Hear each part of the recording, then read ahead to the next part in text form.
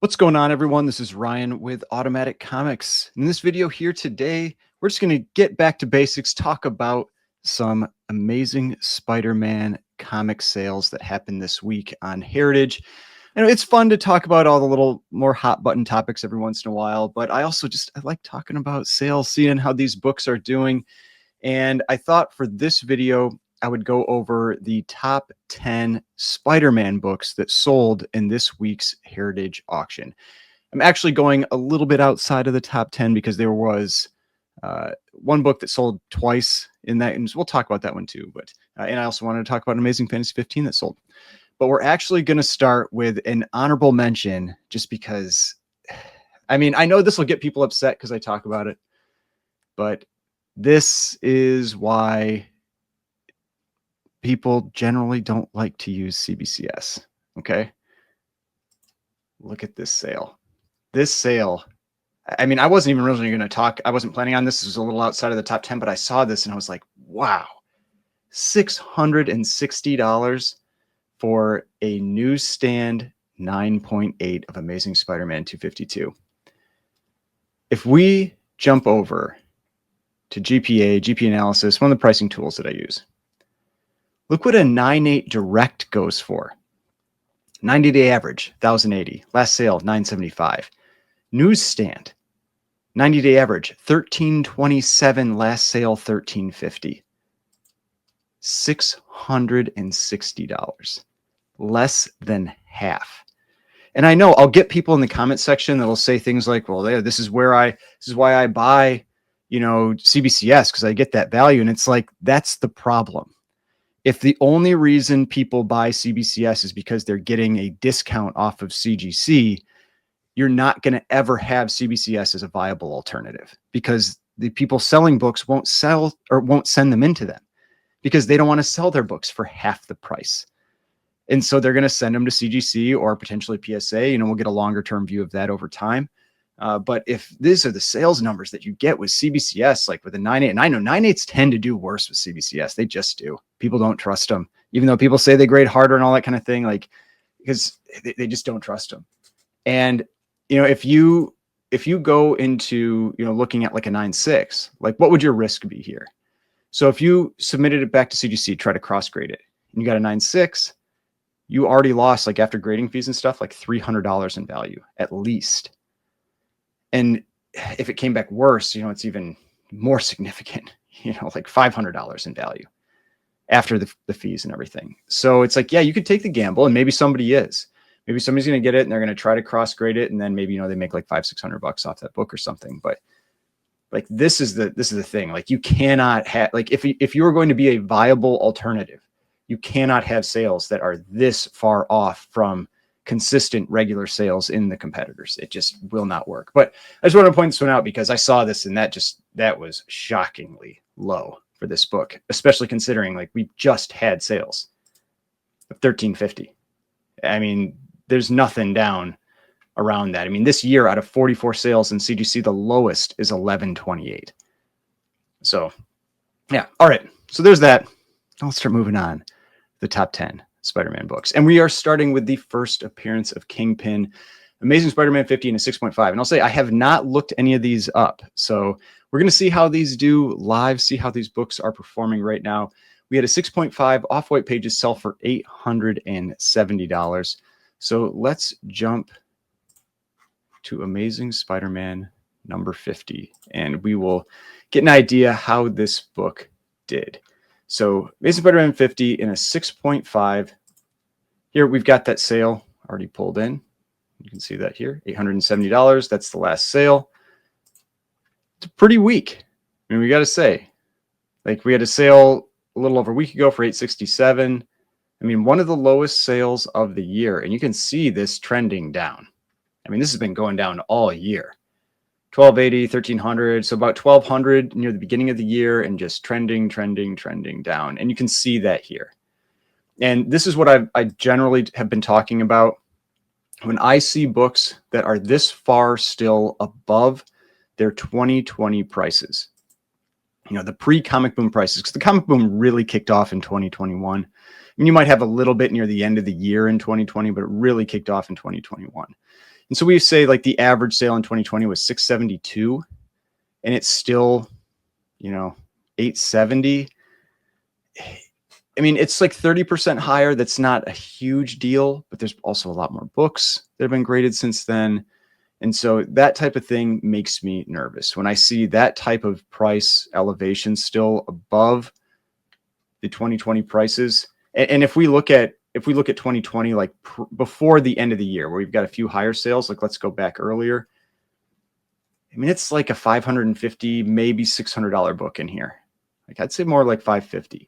And so it's still like 300 and some dollars over, which is like 60%. Like based on what we know and everything, this is too much, in my opinion. So I would still think, I wouldn't be surprised if this book continues to trend down. But this was I mean, it's a trending down sale, but this is a weak sale, let's say, for Amazing Spider-Man number 50. All right, let's move on to the next book. Amazing Spider-Man number 6, first appearance of the Lizard, the book I always wanted when I was a kid. I had the second appearance of the Lizard, like ASM 44, I believe, but I've never able to get that first appearance when I was a kid. So let's look up Amazing Spider-Man number 6. You know, big Silver Age key. We got a 5.0, creamed off white pages, go for $900. So we'll go down to the 5s. You can see that last sale here. It is below the 90-day average. The low for the year, 810, high for the year, 1280. I mean, if I was looking at this before this sale and I was looking at these numbers, I mean, that 810 is pretty weak, but I probably would have priced this somewhere around the middle of that, like 900, maybe a little above 900. So to me, this sale feels right about in line with what I would have expected. And if we go back to 2020, let's look at the prices.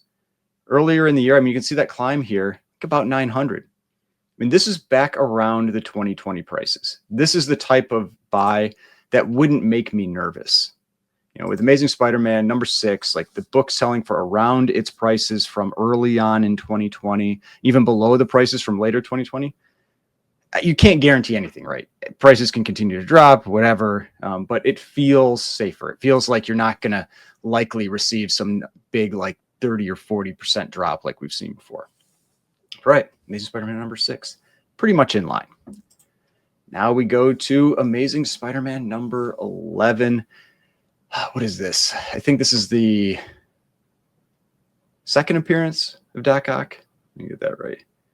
Yeah, second appearance of Doc Ock. All right, so very tough book in higher grade. Just for whatever reason, I don't know if it's the dark cover or what, this book is extremely difficult to get in the very fine and above range. But we had a 7.5 go for $1,050. And so we'll check out that issue number 11 and a 7.5 and see how it did. Again, below the 90-day, but we've got 1,050, 1,400, 1,187. So again, I'd say a little weak. If we go back to 2020, early on in 2020, I mean, roughly about $1,000 to $1,100 book. I mean, if we go back to, let's see, what's 2019. I mean, even higher than that. So to me, this book at 1,050, again, feels pretty reasonable. You know, I would say it's like a slightly weak sale, but in terms of history, like going back to the pricing of this book, again, another book that I wouldn't feel uncomfortable purchasing this book at this price point. All right, let's move on to Amazing Spider-Man number 2. Low grade copy, 1.8, sold for $1,080. First appearance of the Vulture. Not a bad looking copy, really. It just looks like it has a lot of water damage. So if we go to Amazing Spider-Man number 2. So this one here, we had $1,080 for a 1.8. Go down to the lower grades here, 1.8, 1,080 actually above the 90-day average. So this year we've been as low as 825, second highest sale of the year. We had this big $1,500 sale early on, but otherwise this one's actually a pretty solid sale. Like if I had been pricing this one out, I probably would have priced it around 1,000, like 975 or 1,000, something like that, and went for 1,080. So respectable sale for this book. And you know, when you're getting into these low grades, the presentation really does matter. And for a 1.8, this is a solid presenting book. It has that staining, but you don't have any real big pieces missing from the front. You can really see the staining on the back, but you're generally not looking at the back of the book. So I think this was a very respectable sale for Amazing Spider-Man #2. First one that I would claim is like, really like a reasonably strong sale. All right, now we've got Amazing Spider-Man #3, another 1.8 off-white to white pages, $1,140. First appearance of Doc Ock.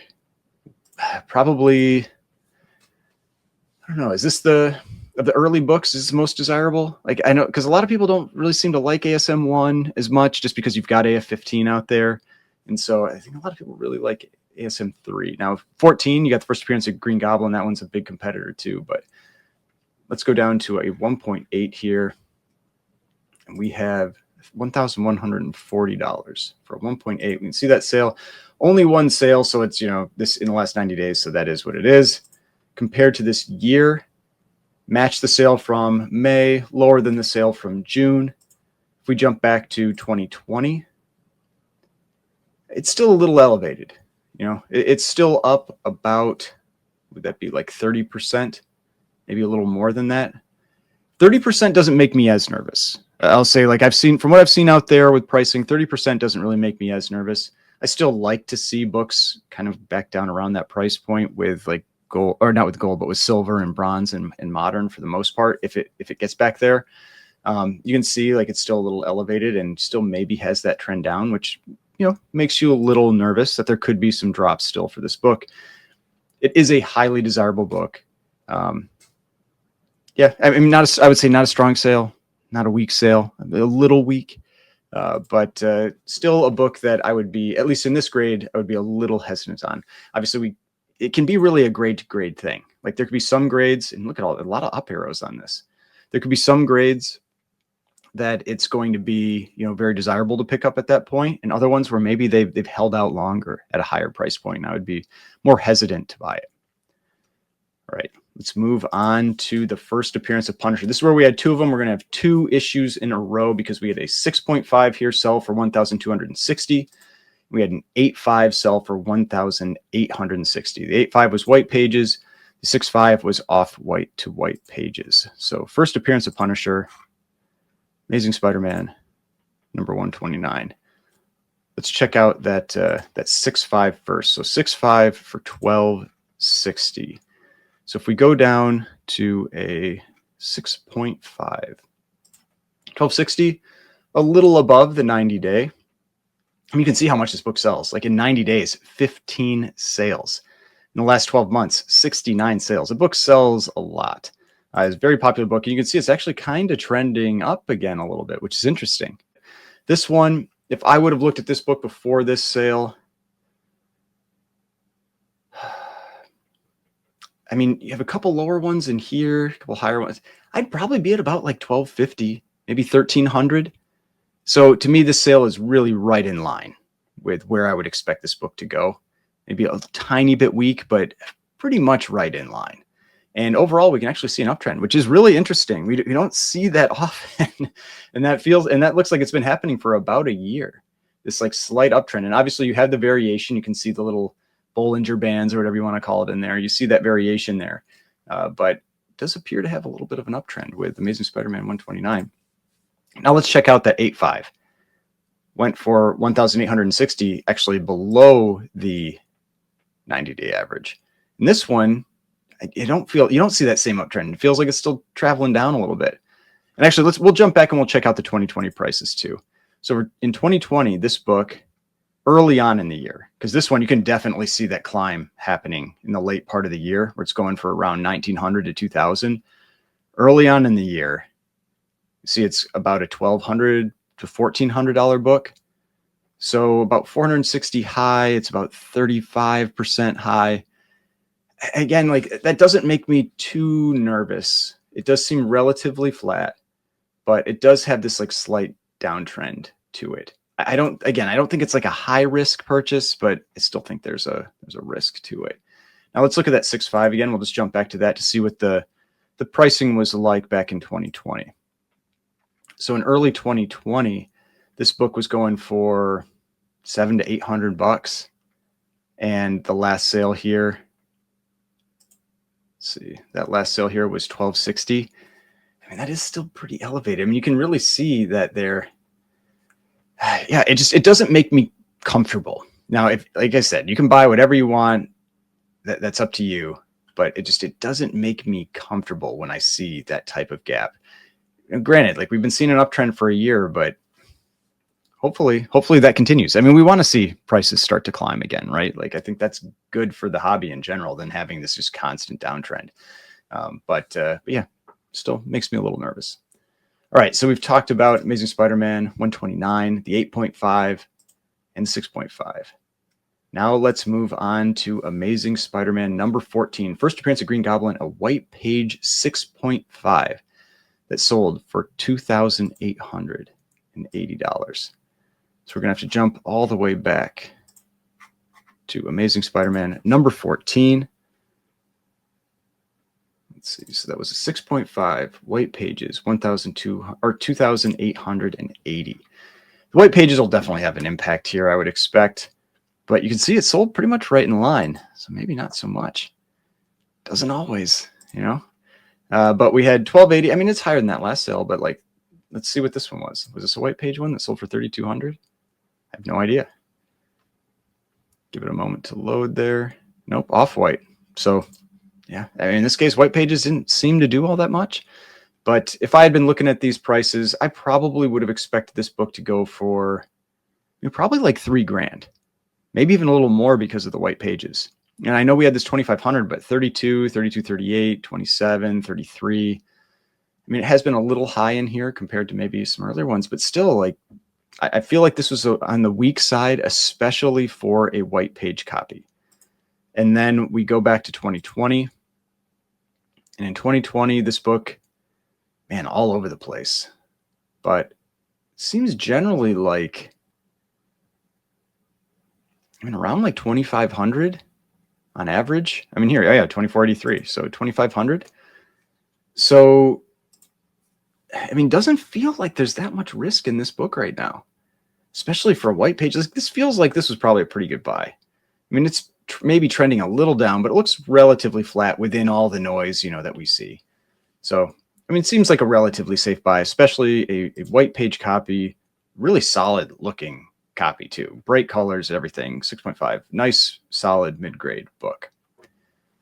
All right, next one. We're jumping all the way up into the Copper Age. We had a 9.8 white page newsstand of Amazing Spider-Man 300. This book, during the comic boom, I think it had a sale that exceeded 20,000. I don't know if that one got pulled in or not, but I'm pretty sure there was a sale that exceeded 20,000 for the 9.8 newsstand. It's definitely in that period where newsstands are much less common. It's like 1988. And so we'll jump to Amazing Spider-Man 300. And we will check out this book to see how that feels low. We'll see. That feels low to me. So here we go. Yep, we've got this year alone, 12,795, 8,100, 10,000, 7,200. So the lowest sale of the year for this book. Now, again, we jump back to 2020, $4,500 book. So is this going to keep trending down? Very possible. I would not be shocked if that book keeps trending down.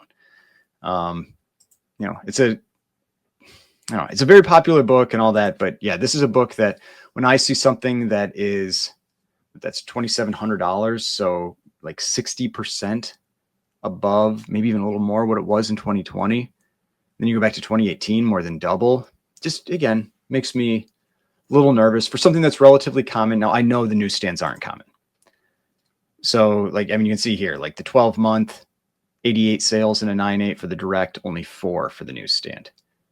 They do not sell nearly as often. They are much less common, and I get that. But they do seem to be still trending down, and I would be nervous still paying that kind of money for Amazing Spider-Man 300. I'd just be worried that it would continue to trend down. But yeah, McFarlane stuff, super hot right now. We have the Batman 423 original art that's selling, already broken $600,000 in bids. Broke it on the first day and has not gotten a bid since, which is pretty interesting. So we'll see if it gets any more leading up into the actual live auction. But yeah, cool book. It's always fun to get something that makes it a little more rare for something that's a very common book. Like Amazing Spider-Man 300 is the most graded book on the planet. You can see here, almost 32,000 universals, 39,000 total. The most graded book out there. So having something that makes it a little more unique, a little more rare, always nice. All right, then we have Amazing Spider-Man number 1, a 3.5 for $7,801.20. So let's take a look. Gotta scroll all the way to the top here for Amazing Spider-Man number 1, first in the run, but not his first appearance. I like this cover. A lot of people don't like this cover. I think it's a cool cover. I like it. I don't have any problem with it. But this was a 3.5. Let's find that sale here. $7,801. So we've had, let's see. I feel like I'm looking at the wrong thing here. Oh, no, I'm not. Okay. We've had 12 sales this year.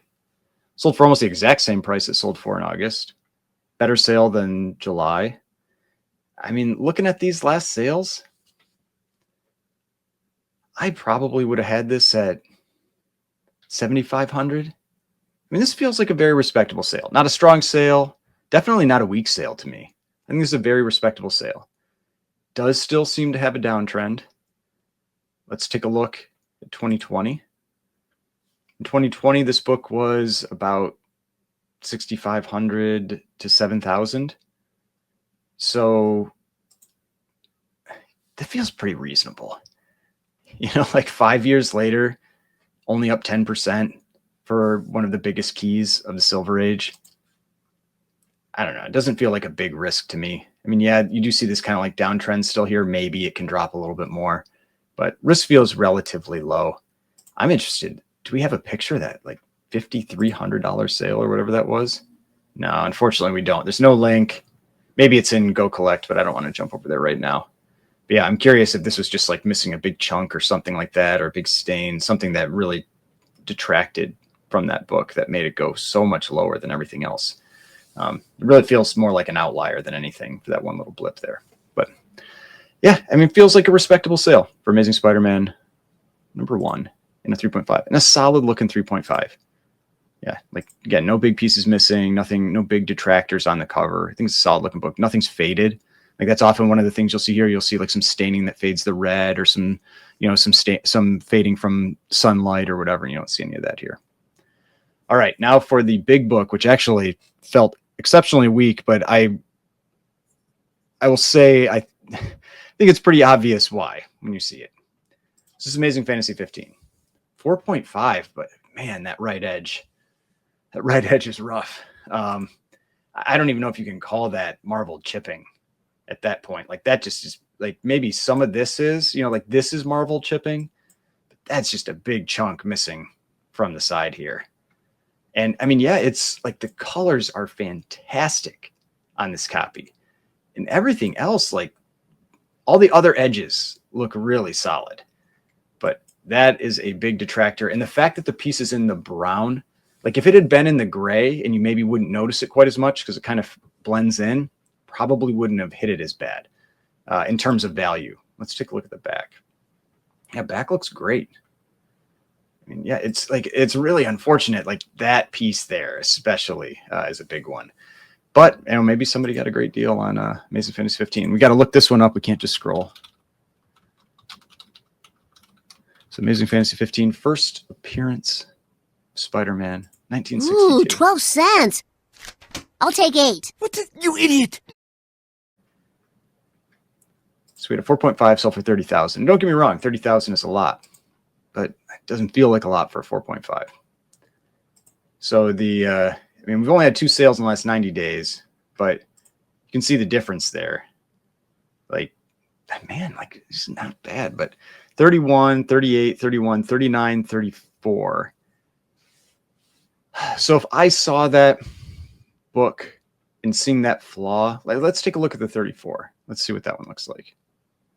You got to kind of do that with this kind of stuff. Like this is a nice looking book.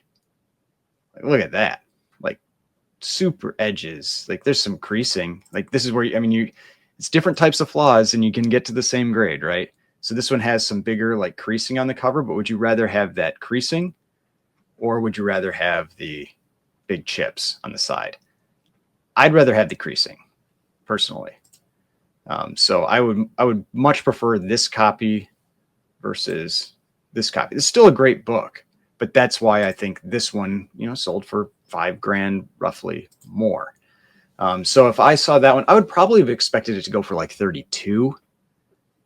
Maybe, I mean, because it's still pretty solid, probably like 32. I know the Marvel chipping really does, like, people seem to really hit books that have it in terms of, you know, desirability.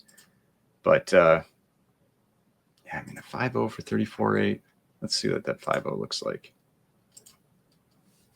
Let's see if this one maybe has a, yeah. Oh, this was that. I remember talking about this one. This is the one with all the tanning that really kind of detracted from it, which, so that was why I wasn't surprised really that that one went low compared to all these other ones.